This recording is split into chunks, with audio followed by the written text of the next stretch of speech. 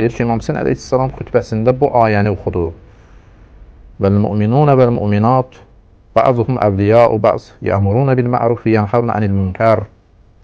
Mömin kişilər və mömin qadınlar, baxın, deməli, cəmiyyətin inkişafında, hərəkatlarda, meydanda qadınlar da olmalıdır. Vəl-mu'minun vəl-mu'minat, mömin kişilər və mömin qadınlar. Yəni, biz deməyək, xanımlar mübarizədən istisnadır. Xeyr, Quran deyir ki, olmalıdır. Bəzuhum əvliya'u ba'z, bəziləri bir-birinin köməkçiləridir, bir-birinə kömək edirlər.